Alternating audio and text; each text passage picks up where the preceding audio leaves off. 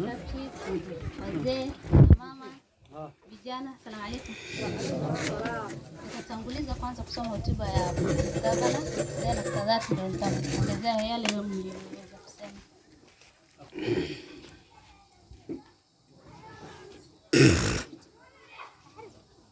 Assalamu alaikum. It is with great pleasure that I salute you all on this important occasion on the 59th Independence Anniversary celebration of our beloved country. I acknowledge the presence of an array of distinguished sons and daughters of our county to celebrate this important event. On behalf of the county government, I congratulate you all.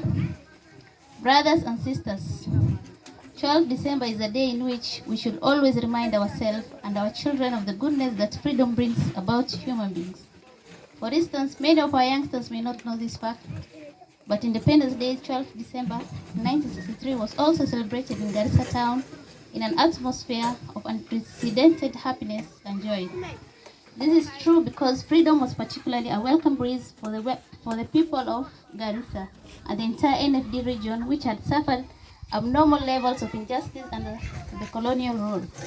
The people were celebrating the lifting of our outlying district ordinance of 1902, which had subjected the region to a closed zone status.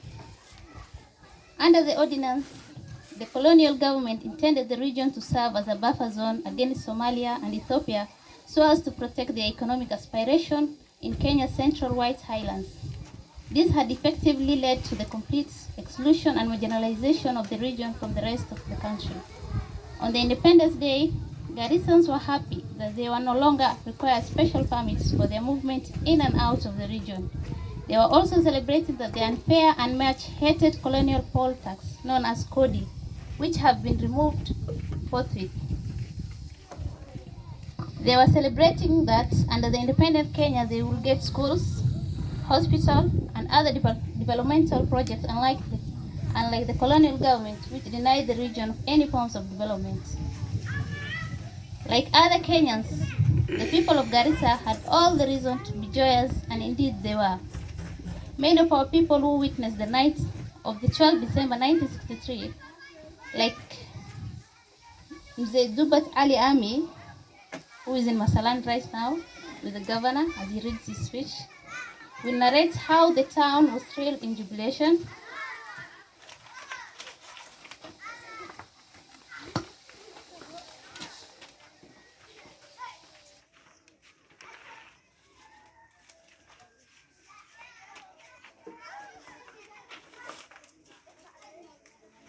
The area identified for the celebration was the ground situated in the eastern end of the current office of the county commissioner, formerly the DC.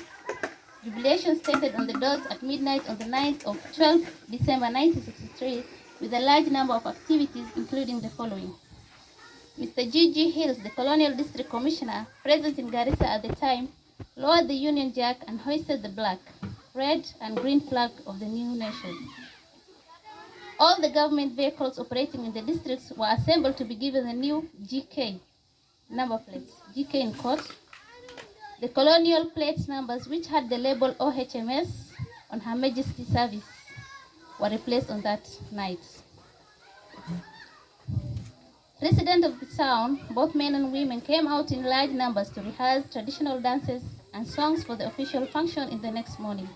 It is recalled vividly that the men came carefully clad in the traditional Somali attire of the white cotton sheet wrapped around them as a sarong and another white piece on top of the shawl.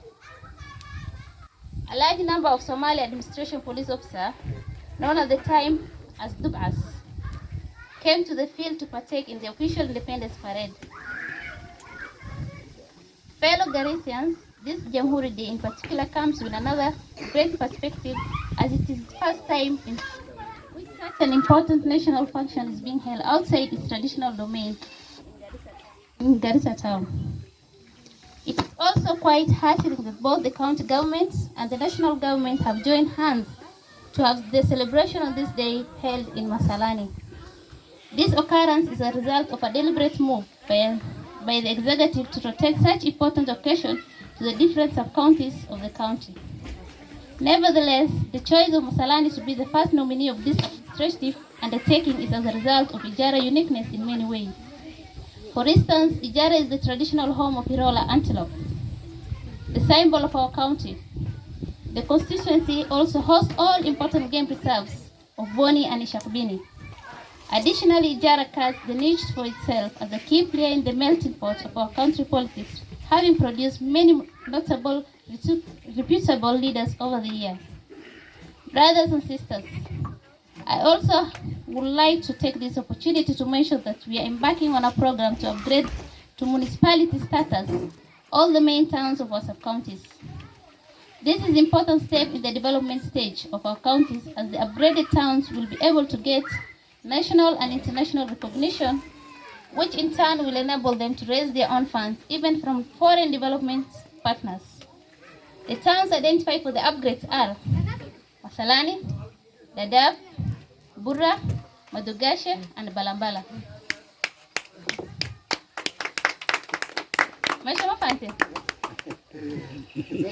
Go ahead. Starting with Masalani town, we hope to be able to execute the charter soon once approval, as appropriate, is granted by our assembly.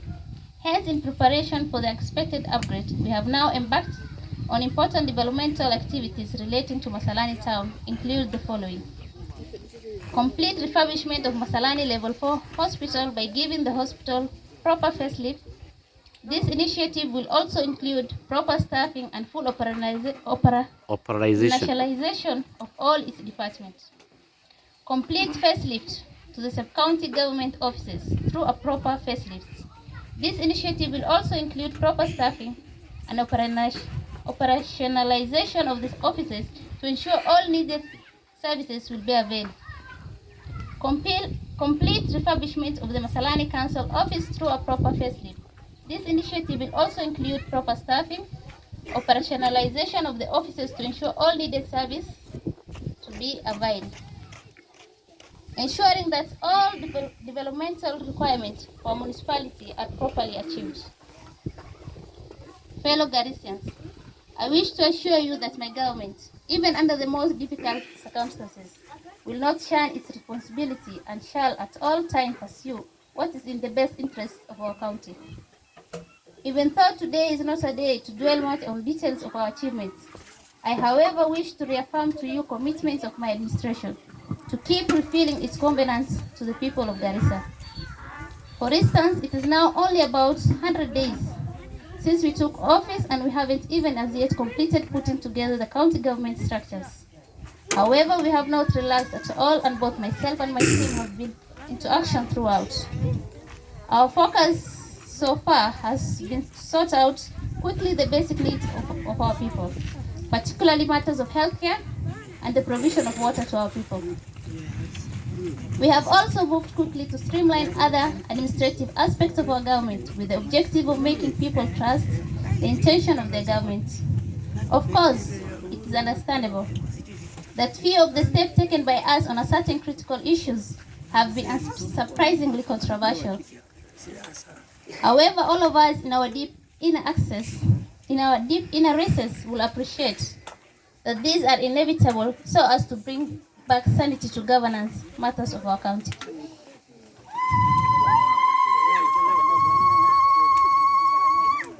Ladies and gentlemen, I'm also glad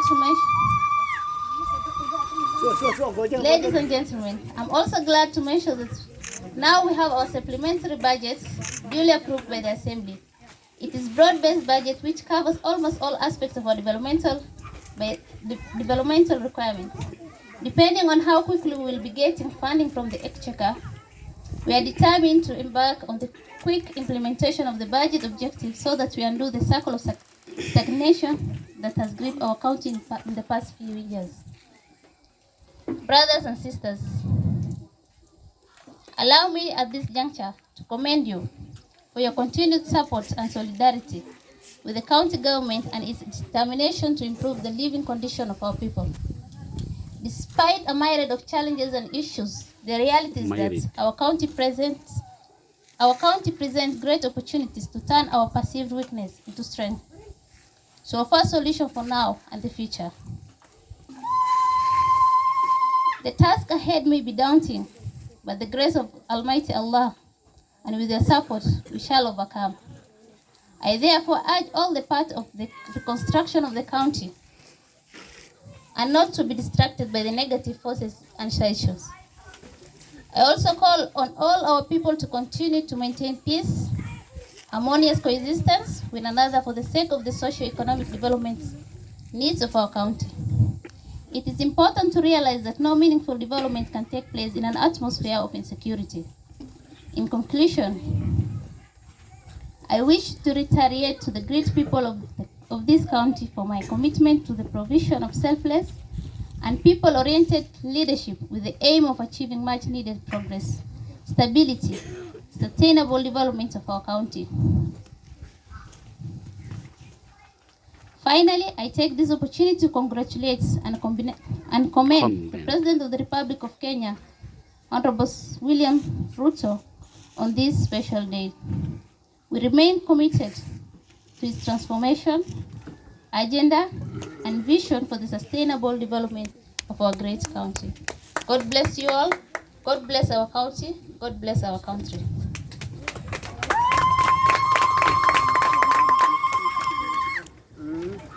haddaan ka hadlo waxyaalaha uu gabanayo ka sheegay speechkiisa oo qaasatan wuxuu ka hadlay during colonial era waqtigii Jamhuri Day sidii loo celebrate gareyn jiray waqtigii since 1902 oo markii gaaris oo kale gaariyii hore oo kale sidii loo magacaabay jiray jikay sidii lagu magacaabay jikay horaan maxaa la dhihi jiray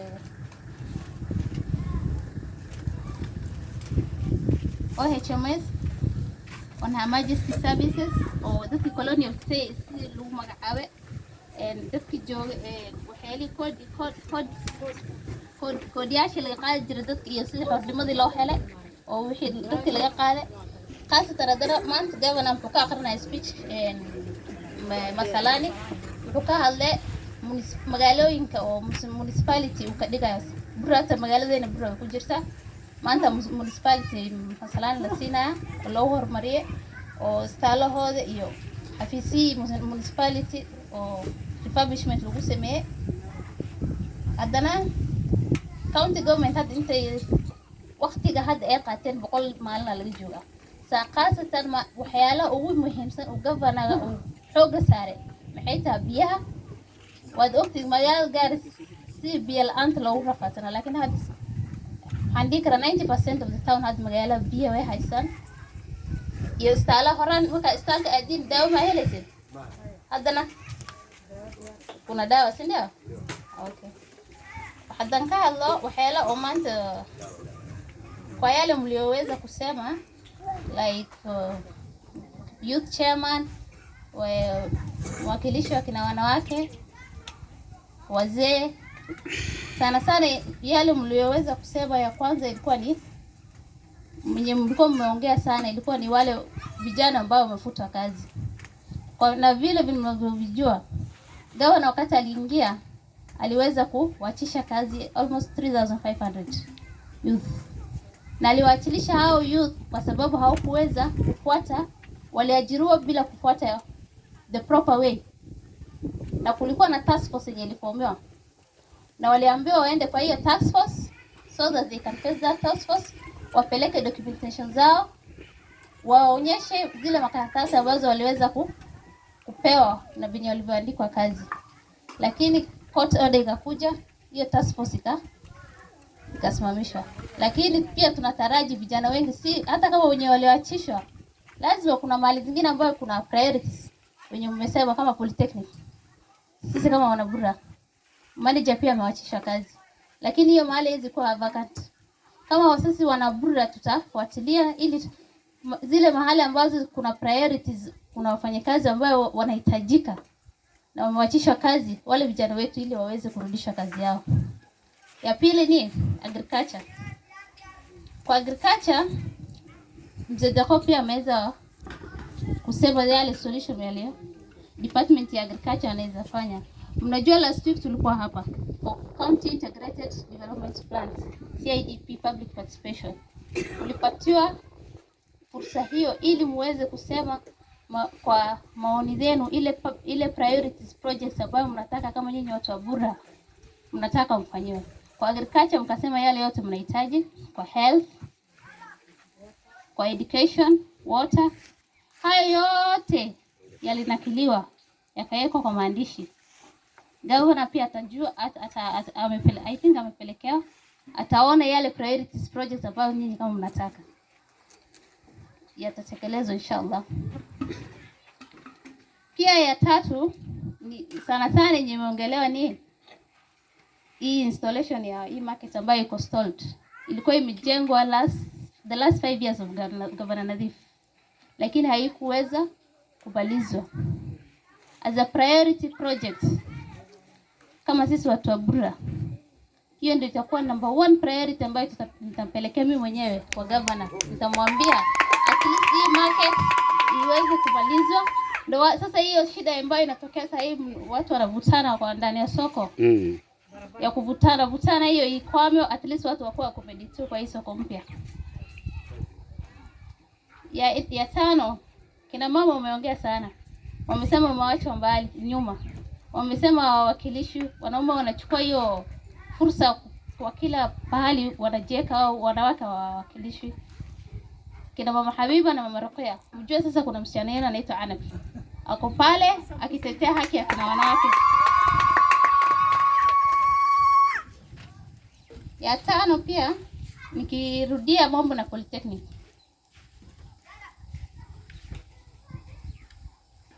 Kama mnavyojua, you don't have to depend on employment peke yake. Si tu unakaa mahali unangojea ati upatiwe kazi.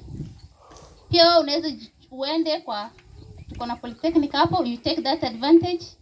Uende usome professional courses like welding, kuna wiring, kuna computers ziko pale, kuna carpentry, kuna pia uchoraji wa henna yenye kuna mama alikuwa huko anafundisha. To take that advantage, sisi kama youth tuende polytechnic tujifundishe hizo ujuzi.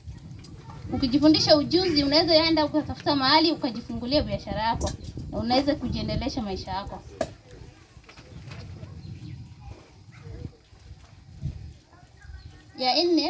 Ya sita pia mlikuwa mmeongea juu ya street lights. Vile Bwana Khalifa amesema ataongea na the engineer by next week inshallah. Hata mimi nitafuatilia na street lights hiyo itawakishwa, na mambo ya insecurity na speed itakuwa inshallah. Kama tutakuwa na floodlight.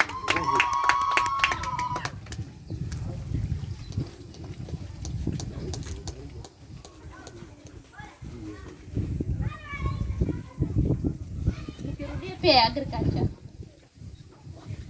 Mnajua kwa manifesto ya governor alikuwa ameangalia sana mambo na agriculture.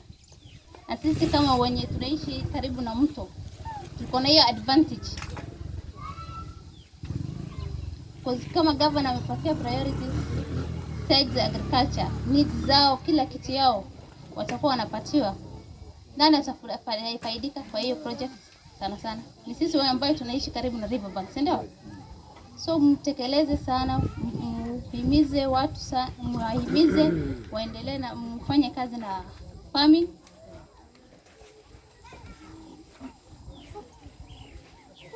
Ndio pia sisi kwa masoko, zile products ambazo zinatoka kwa mashamba zina manufaa watu wengi na inaweza kukusaidia kwa biashara yako.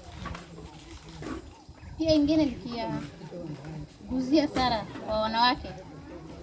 Kwa manifesto ya governor pia alikuwa amesema other than job creation kutakuwa na funds ambayo groups youth na women watakuwa wanapatiwa kujifungulia na biashara. So at this juncture sahi mkuwe na groups, mjitayarishe, mko ready. Hiyo program ikianzishwa at least mko na documentation zenu, youth na women, na muweze kupata hizo funds na muendelee na biashara zenu. Kwa haya na machache nataka kusema asante na happy Jamhuri.